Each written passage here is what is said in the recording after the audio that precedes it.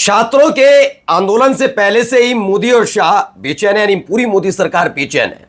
इन सब के बीच अमेरिका और भारत के बीच जो ट्रेड डील को लेकर है, किसानों ने मोर्चा खोला। सांसें फूली तो काम दिया गया बीजेपी शासित राज्यों की सरकारों को। सरकारों ने पुलिस को मुस्तैद किया कि भाई किसी भी कीमत पर दिल्ली में बैठे मोदी साहब की नींद में खलल ना पड़ जाए। पहले से ही छात्र आंदोलन ने मोर्चा खोल रखा है, छात्रों ने मोर्चा खोल रखा है, इस्तीफा मांग रहे हैं। अब ऐसे में अगर किसान भी पहुंच जाएंगे तो हालत बदतर हो जाएगी। तो हरियाणा की बीजेपी सरकार ने वहां की पुलिस को आदेश दिया और फिलहाल शंभू बॉर्डर बंद किया गया था। लेकिन शंभू बॉर्डर बंद हुए मात्र एक दिन नहीं बीता कि वहां अचानक से हाथ में तलवार लेकर कुछ लोग पहुंच गए। कौन थे ये लोग, जिन्हें देखकर खुद वहां हरियाणा की पुलिस ने रास्ता खोल दिया कि नहीं भैया आप चले जाइए। और उसके बाद किसान वहां से निकल गए। कैसे बैरिकेड किया गया था, क्या क्या हो रहा था, तमाम एक एक तस्वीर दिखाऊंगा। इसके साथ साथ आज आपको यह भी दिखाने जा रहा हूं, न केवल बीजेपी बल्कि किसानों की पार्टी होने का दावा करने वाली पार्टी जो फिलहाल एनडीए में शामिल है, उसको लेकर भी किसानों में कितना गुस्सा है, क्यों ये नाराजगी और हालात कैसे हैं, कैसे जब पहुंच गए दिल्ली किसान तो हालत क्या थी। नमस्कार, मैं हूं प्राज्वल गौतम और दो आंदोलन बड़े इस देश के अंदर एक ही समय पर। एक किसानों छात्रों का आंदोलन है ही, जिसे बहुत हल्के में लिया मोदी सरकार ने कि थोड़े दिन चीखेंगे चिल्लाएंगे फिर घर चले जाएंगे टाइप। लेकिन हुआ कुछ उल्टा ही। फिर उनको लगा कि लाठी के जोर पर दौड़ा लिए जाएंगे, कूटे जाएंगे तो घर चले जाएंगे। हुआ उल्टा ही और अब किसानों ने मोर्चा खोला। लेकिन देखिए क्या स्थिति फिलहाल बन रही है। शंभू बॉर्डर को बंद किया था, लेकिन उसके बाद क्या हुआ जरा इस वीडियो से समझिए।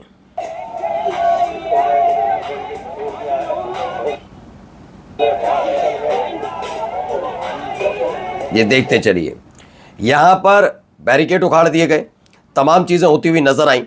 पुलिस वाले भी थोड़े बेचैन नजर आए। वजह क्या थी? वजह ये थी कि भैया वहां जो लोग हैं कि खुलेआम वहां पर चीजें देखने को मिल रही थी, हाथ में तलवार लेकर। ये लोग कौन है मैं बताता हूं भी आपको। आप अगर ये कहें कि ये तो गलत है, हिंसा है, नहीं। दरअसल निहंग होते हैं जिन पर कृपाण होता है, जिन पर तलवारें होती हैं, और ये इनका पारंपरिक है। नाराजगी निहंगों की रहती है और उनसे पार पाना बड़ा मुश्किल होता है। फिलहाल जो बैरिकेड लगाकर पुलिस वाले दिन भर खड़े रहे, शाम होते होते निहंग सिखों के पहुंचते ही वो भाग खड़े हुए तंबू बंबू सब पुलिस वालों के सामने ही पुलिस वालों को उखाड़ दिया। क्या हुआ जरा देखिए जरा। उसको भी क्षतिग्रस्त किया जा रहा है, लेकिन हमारी सरकार लगातार उठा रहा है क्योंकि हमारे सरकार देख रहे हैं और आप देख सकते हैं हमारे सरकार निरंतर आपके कार्य को दिखा रहा है। और यहाँ पर सिख समुदाय बहुत ही उग्र हो गया है और वह बैरिकेडिंग तोड़ दी गई। सीमा में प्रवेश कर चुका है। पुलिसकर्मी मौके पर नहीं इस समय दिखाई दे रहे हैं और देखते चलिए पूरी वीडियो, इसीलिए मैं आपको दिखा रहा हूँ। आप देख सकते हैं उत्तराखंड की सीमा में प्रवेश कर चुका है और यह रंगी रंगी तलवारें आपको देखने को मिलेंगी जो लहराए रही हैं। और हमारी चौपाल आपकी रिकॉर्डिंग कर रहा है, जो आपको दिखा रहा है। आप बनी रहिए हमारे चौपाल।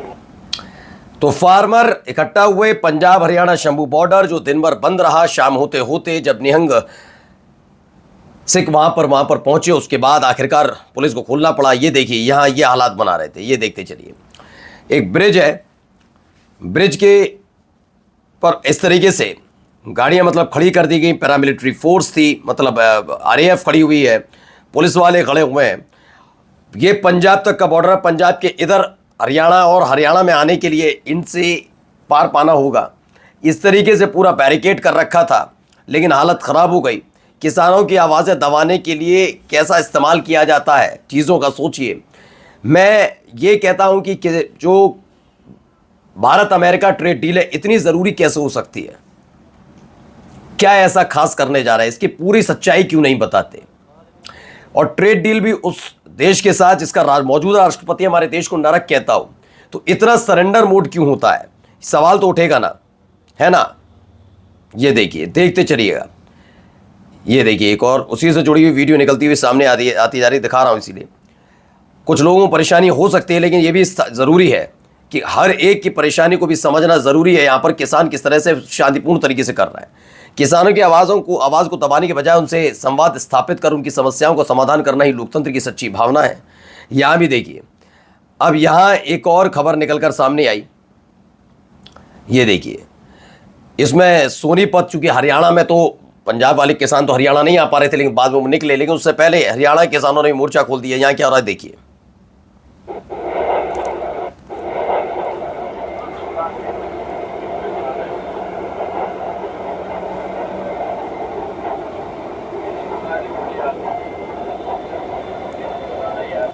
तो खबर निकल कर आई, कुरुक्षेत्र के किसानों को सोनीपत में गिरफ्तार कर लिया। लोकतंत्र नहीं पुलिस तंत्र, वह भी तानाशाही की रक्षा के लिए, गरीब पीड़ित और बहन बेटियों के लिए नहीं। ये लगातार सीधे सवाल उठ रहे हैं। पीड़ितों के लिए कितना ये काम करते हैं, जरा इस तस्वीर को देखकर आप समझ जाएंगे यहाँ क्या कराया जाए। अमूमन पिछली बार भी देखा होगा कि किसानों पर कई आरोप लगे। जब आंदोलन के लिए आए थे, मिलना चाहते थे, बिल्ली आ जाता, लेकिन सरकार की हठधर्मिता कम होने का नाम ले तू ना। फिर उसका ठीकरा किसानों पर फोड़ा जाने लगा। किसानों की वजह से पूरा ब्लॉक हो गया रोड। उससे पहले ये मुसलमानों को यूजीसी वाले मामले पर घेरते रहते, शाहीन बाग में हुआ था। अब यहाँ देखिए क्या है। ਆ ਵੇਖੋ ਐਂਬੂਲੈਂਸ ਨੂੰ ਨਹੀਂ ਜਾਣ ਦਿੱਤਾ ਜਾ ਰਿਹਾ।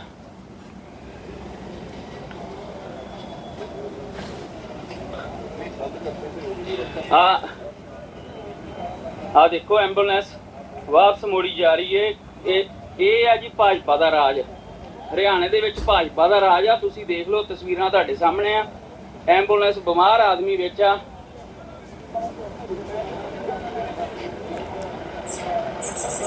ओ एम्बुलेंस नु तो जा लें दो। देख रहे हैं आप, एम्बुलेंस सर्विसेज है जो पंजाब से हरियाणा की तरफ जाने की कोशिश कर रही है। हरियाणा वाली पुलिस ने इसे बंद कर दिया है, ब्लॉक कर दिया है। एम्बुलेंस जाने नहीं दी जा रही।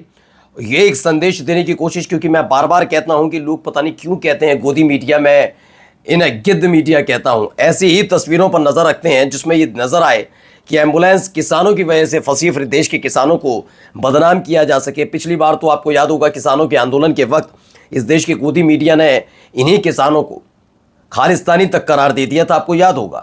इस बार भी छोड़ने का कोई मौका, जैसे आजकल छात्रों के लिए कहा जा रहा है पाकिस्तानी है, ये है वो है, तो वैसा ही कुछ करने की कोशिश की जा रही है। यहाँ पर भी ये हो रहा है वैसा ही। अब लिखते हैं कि अब इनको कोई समझाओ, एक दो के मरने से कोई फर्क पड़ता तानाशाह सरकार को। बस किसान दिल्ली नहीं जाने चाहिए। बाकी एम्बुलेंस में तो मरीज ही होता है, उसको जिंदा रखने का फायदा भी क्या है। बिल्कुल सही है। क्यों ऐसे हालात बनाए जा रहे हैं, क्यों ऐसी स्थिति बनाई जा रही है, ये सिर्फ किसानों को बदनाम करने के लिए किया जा रहा है। यहाँ पर भी देखिए, ये सब भी हो रहा था, लेकिन हालत ये देखिए। ਜਿਹੜੇ ਕਿਸਾਨ ਭਰਾ ਜਾਂ ਹੋਰ ਵੀਰ ਦਿੱਲੀ ਜਾ ਰਹੇ ਨੇ ਜੰਤਰ ਮੰਤਰ ਰੋਸ ਪ੍ਰਦਰਸ਼ਨ ਲਈ, ਤਾਂ ਅੱਜ 21 ਤਰੀਕ 7ਵਾਂ ਮਹੀਨਾ 2026 ਹੈ ਜੀ, ਤੇ ਖਨੌਰੀ ਬਾਰਡਰ ਤੇ ਪੁਲਿਸ ਨੇ ਆਪਣੇ ਬੈਰੀਗੇਟ ਲਾ ਦਿੱਤੇ ਨੇ ਜੀ ਕਿਸਾਨ ਭਰਾਵਾਂ ਨੂੰ ਰੋਕਣ ਦੇ ਲਈ। ਤੇ ਡਰਾਈਵਰ ਵੀਰ ਵੀ ਨੋਟ ਕਰਨ, ਜਿਹੜੇ ਆਪਣੀਆਂ ਸਵਾਰੀਆਂ ਲੈ ਕੇ ਦਿੱਲੀ ਵੱਲ ਨੂੰ ਜਾ ਰਹੇ ਨੇ, ਉਹ ਕਿਸੇ ਹੋਰ ਰੋਡ ਲੈ ਕੇ ਜਾਣ, ਸਵਾਰੀਆਂ ਨੂੰ ਖੱਜਲ ਖੁਆਰ ਨਾ ਹੋਣਾ ਪਵੇ। ਤੇ ਜਿਹੜੇ ਕਿਸਾਨ ਭਰਾ ਜਾਂ ਹੋਰ ਵੀਰ ਧਰਨੇ ਤੇ ਰੋਸ ਪ੍ਰਦਰਸ਼ਨ ਲਈ ਆ। तो अब सोचिए, ऐसे बैरिकेड किए गए। सवाल है कि क्या पंजाब अलग देश है? अगर नहीं तो फिर हर बार उनके बॉर्डर बंद क्यों कर दिए जाते हैं? कोई आतंकवादी नहीं, किसान ही दिल्ली आ रहे हैं, वह भी ट्रैक्टर ट्रॉली से नहीं, बस से। लेकिन फिर भी ये हालात। लेकिन किसानों ने मोर्चा खोल रखा है, दिल्ली पहुंच रहे हैं। नमस्कार।